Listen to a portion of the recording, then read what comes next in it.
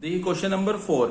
Which term of the AP 3,8, 13, 18 and so on is 78। इस series की कौन सी term 78 है?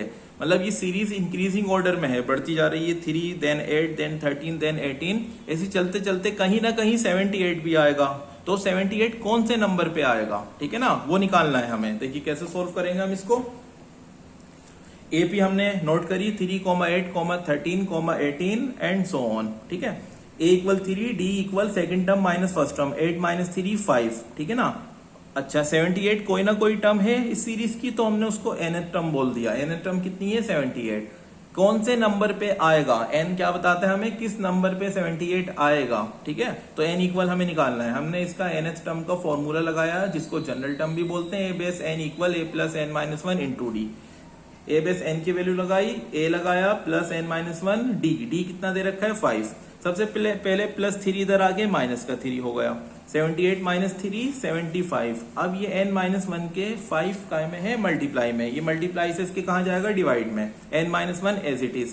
75 को 5 डिवाइड करेगा 15 आएगा। माइनस 1 इधर आके प्लस का 1, तो n equal 16th। Therefore 16th term is 78। मतलब 78 16वें नंबर पे आएगा। इस सीरीज की जो 16वीं टर्म होगी, 16th टर्म जो होगी, वो क्या होगी? 78 होगी। नेक्स्ट क्वेश्चन नंबर देखिए 5। Find the number of terms in each of the following APs. ये एपीज दे रखी है। फर्स्ट पार्ट ये है, सेकंड पार्ट ये है। 7, 13, 19 and so on. Last term है 205। तो यहां से स्टार्ट हुई और यहां खत्म हुई। ये फाइनाइट एपी है, तो इसमें कितनी टर्म्स हैं? हमें इसका क्या निकालना है? n निकालना है। देखिए किस तरह सोल्व करेंगे हम इसको। Question 5 first part. एपी दे रखी 7, 13, 19 एंड सो ऑन। लास्ट में है 205। तो a equal 7, d equal 13 minus 7 6। Last term क्या है? a बेस n इक्वल 205, ठीक है ना। n निकालना है, तो हमने nth टर्म का फॉर्मूला लगाया। a base n equal a plus n minus 1 into D. a base n है 205 equal 7 plus n minus 1 into D. D की वैल्यू 6 लगाई, प्लस 7 उधर जाके माइनस का 7, 198 बचेगा। फिर 6 मल्टीप्लाई से डिवाइड में आएगा। जब 6 198 को डिवाइड करेगा मिलेगा 33।